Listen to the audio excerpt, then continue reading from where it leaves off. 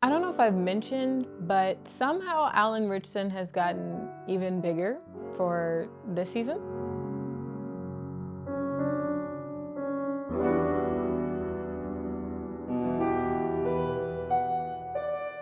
Welcome back to my channel, everybody. Sorry, it's been a while. I had some things going on in my life. If you check out my community post, you'll see what was going on.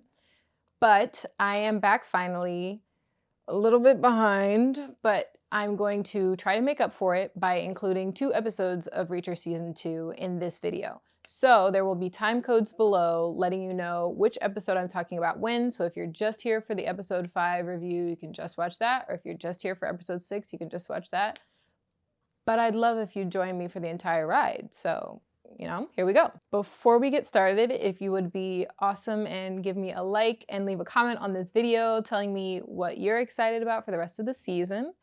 Share with your friends and any other Reacher lovers out there, and we're gonna jump right into it. Okay, so I didn't finish recording last night, so in case anything looks different, that's why. Sorry. Episode 5 starts with Reacher and O'Donnell going to visit O'Donnell's family. He has 2 kids and a lovely wife who Reacher is honestly shocked is sticking around because O'Donnell wasn't the type of guy to want to settle down when he was in the military. Around the same time, Neely and Dixon are in Colorado going to the Denver New Age base to get a better idea of what the physical product is. And as they get there, they find out that all 650 missiles were shipped 10 minutes before they got there.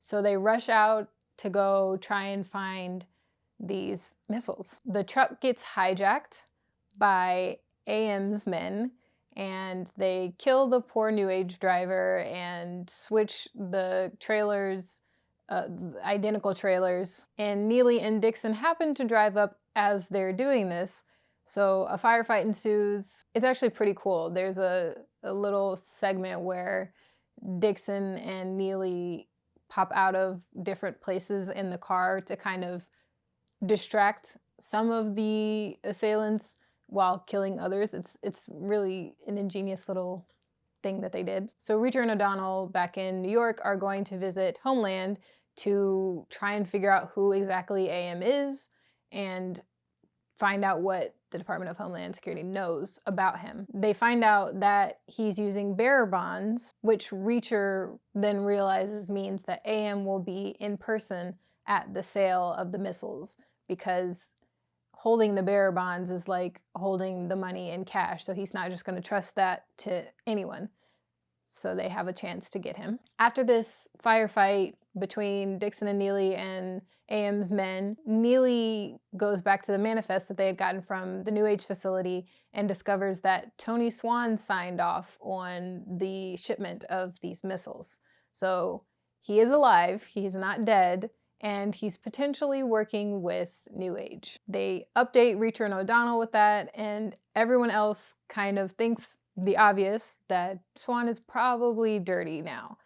But Reacher is not, he's not here for it, so we flash back to a military flashback of when they were going to do the deal with all of the heroin, trying to capture the people who were the drug dealers. And while at the deal, somebody recognizes Swan as someone he sold his guitar to, and a firefight ensues, and Swan takes a bullet for Reacher.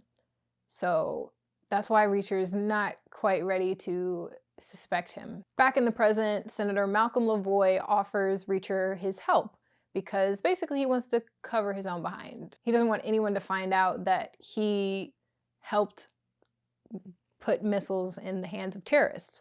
So he's going to offer any and everything that Reacher needs. And then on the back end, Reacher stops these guys and there will be no official involvement of him with these people. Also, there's some weird tension between Boyd and Senator Lavoie. Boyd's his legislative director from the last episode. There's a moment where Boyd is like reading off Reacher's rap sheet of all his military accomplishments and all of that, and he kind of says it mockingly, and Senator Lavoie like snaps at him. He's like, show some respect. So I don't know what's going on there. I don't know if it's just the fact that he like had to you know, spring his legislative director from prison because of coke, or, you know, I don't know what it is exactly, but I'm gonna keep an eye on that because something's going on there. This is like nothing, but AM is on the phone with Langston talking about the sale of the missiles and all that, and he's driving through French Lick, Indiana, which I'm from Indiana. French Lick is further south than I am, but it just, as soon as he was like, this can't be right, French Lick? I was like, Indiana. And Langston then says Indiana. Anyway, that's just nothing. So after meeting with Senator Lavoie, Reacher gets a call from O'Donnell and hears that Franz's funeral is happening, so they have to go back to New York. Langston sends assassins to kill the special investigators during the 21 gun salute at Franz's funeral.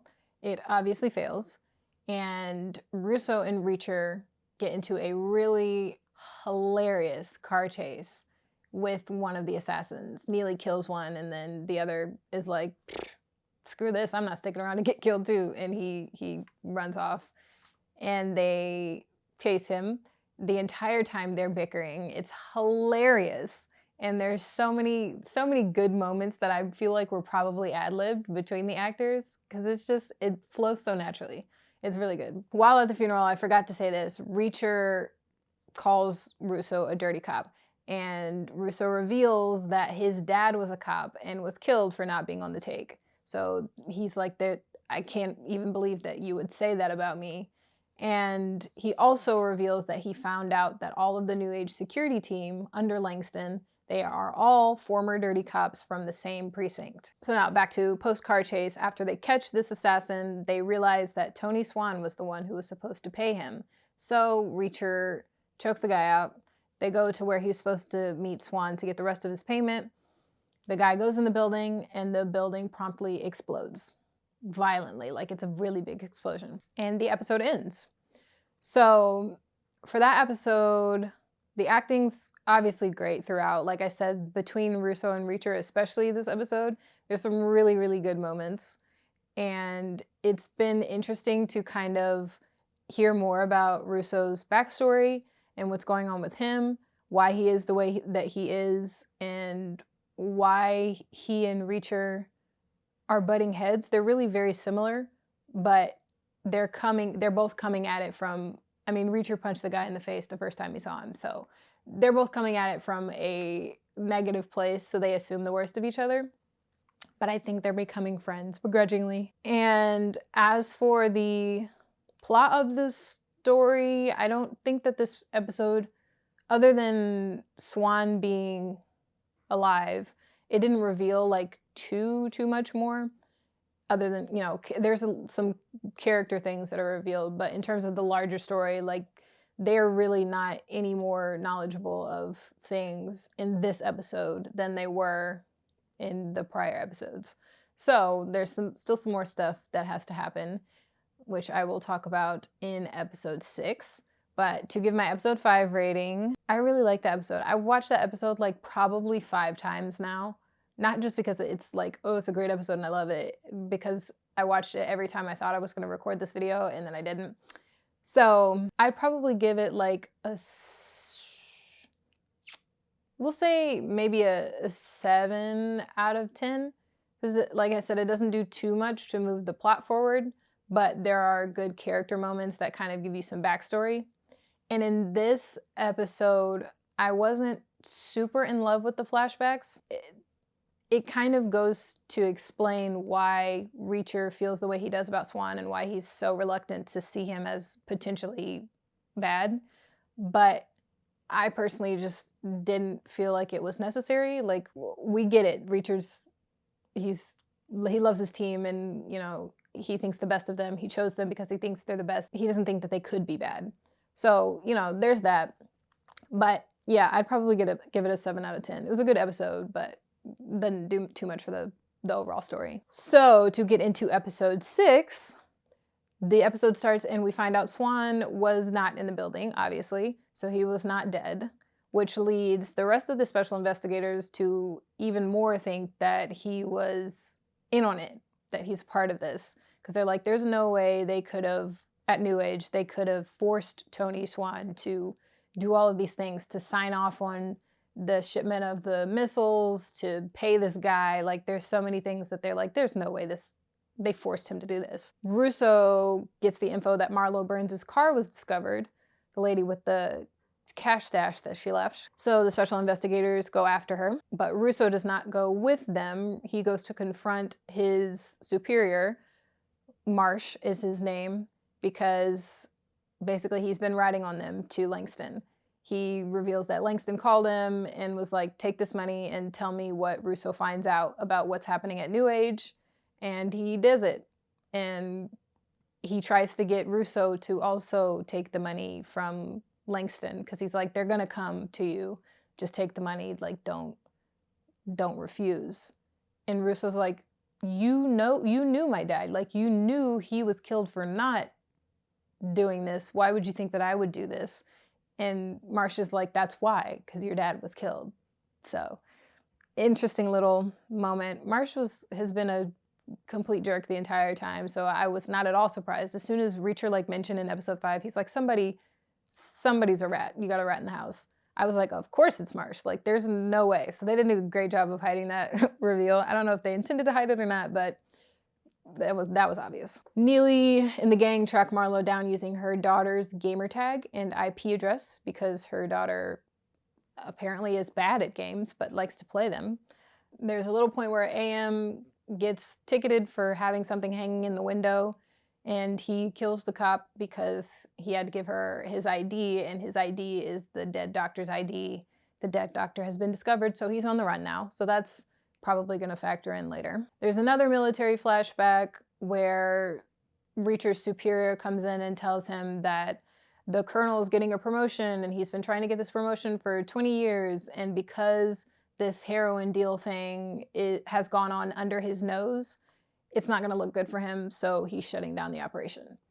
Back in the present, the special investigators find Marlo hiding with a friend, and she's apparently told this friend that she left an abusive ex-boyfriend or husband or something. So when Reacher and the gang show up and like drag the guy out to the garage and tell him to sit down, he's like, you're this big, 6-foot giant man, and you need to hit a woman to feel strong. And Reacher's like, what?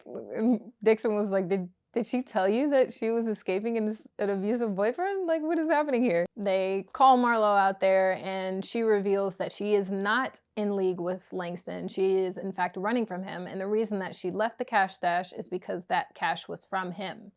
So she is the one who hired Tony Swan, because she realized something fishy was going on. At the time, she didn't realize it was Langston, but she realized something fishy was going on. And then Swan, digging deep, found out that the engineers at New Age were flagging more chips for these missiles as defective than should have been. So he assumed that they were flagging operational chips as defective so that they could, stack up 650 to sell. So knowing that Langston was bad, she left, basically, because she didn't want to be a loose end that he felt the need to tie up. But Langston doesn't know yet that she isn't in league with him. So the special investigators use her to lure him out and send her daughter with Russo, who's going to stay for some time with some family. Russo is attacked. Russo and Jane, is the daughter's name, are attacked by Langston's men, most likely Marsh's men, maybe. But at the same time, the special investigators are trying to trick Langston into thinking Marlo is there so that they can figure out what's going on. So they use her as bait. Once the special investigators get a call from Russo saying that they're under fire, Marlo freaks out. Langston can see her at this time, so he realizes that something's going on in his setup, destroys the whole plan. Dixon, O'Donnell, and Neely head off to try and help Jane and Russo. Reacher stays behind to take out Langston's men and capture Langston. None of that goes as planned. Reacher kills Langston's men, but Langston gets away, and Russo is shot. Presumably dead, because the episode ends with an ambulance on the way, but it didn't look to me like he was breathing.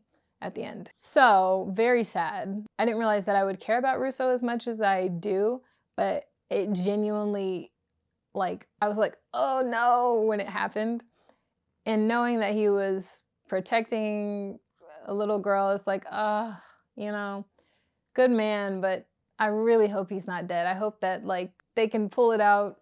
It'd be a little cheesy, and it'd be more impactful if they did let him die, but it just feels like, I don't know. I feel like we didn't get enough of him in prior episodes to justify him being killed like that.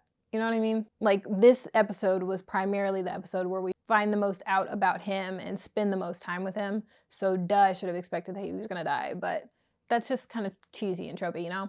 Anyway, this episode did a lot more for moving the plot forward. We figured out exactly how these chips came to be, like how the sale came to be. We found out the backstory of how Marlowe's involved in this, and we discovered that Swan is, in fact, a good guy. He was not on the take. He was not in cahoots with Langston. So now the mystery is, where is he? Where are they holding him? Has he escaped and just gone off the grid? What happened with Franz and Orozco and Sanchez, and how did they die but he not? Was he around when that happened? Was he able to help them or unable to help them? Like, there's all these questions now that we know he's alive and still a good guy. The best fight scene this episode was definitely Reacher killing all of these New Age guys. He kills them stealthily. Like, normally he's kind of a brute force kind of guy. He just goes in and, you know, he's Reacher. He's a giant. But this time he basically draws them out into a bus. I think it's a bus depot where they met, or where they were supposed to meet Langston. And he draws them out and kills them one by one, very quietly and stealthily. He, like, chokes one guy out, and I don't know. But anyway, he draws them all to the same area. And once they realize that, you know, there's a dead body there, one of their compatriots, he then kills them and waits for the other one to come and kills them. And I think there's 3 total. That was a really nice change from kind of the bigger, either more hand-to-hand kind of both parties are fighting, or gunfire fights. Like, this was a very quiet battle. And there wasn't really anything quite like that in season 1. The closest thing was Reacher dressing in camo and going after the Klein guys in the house, which it was similar to that, but it ended up kind of transforming into a big brawl at the end, which this one really didn't, because a helicopter came and started shooting at Reacher, and he had to let Langston go for fear of getting shot. So, you know. But yeah, I'm super excited for where the rest of the season is going. Thus far, it's been a pretty good, I think pretty consistent series. This episode, I'd probably give an 8 out of 10, and I think that I'd keep my rating the same for the 6 episodes so far. I think overall, I'm giving it an 8 out of 10. It's a pretty consistent season, and I think it's doing really well in terms of audience enjoyment, because I've heard a lot more about this season than I did when I was watching the first season, which is really exciting because I love the show and I love Alan Richardson. He's great. So yeah, I'm very excited for him and for the show, and I hope that this leads into more work for him and more seasons of this show. But that is all I have for this episode. So thank you for watching this video. Please leave me a like and comment your favorite project that Alan Richardson has been in. I think mine is probably Reacher. Yeah, he's good in a lot of things, but I think this role, it suits him very well. And kind of because he's the complete opposite. Like, he seems like a big teddy bear kind of guy, and Reacher is very much not. So yeah, that's my favorite. Let me know your favorites and share this video with your friends. Subscribe to my channel for more videos like this. If you want to watch my review of the first 3 episodes of Reacher Season 2, you can click right up here. And if you want to watch one of my movie reviews, you can click right down here. And thank you again. I'll see you in the next one.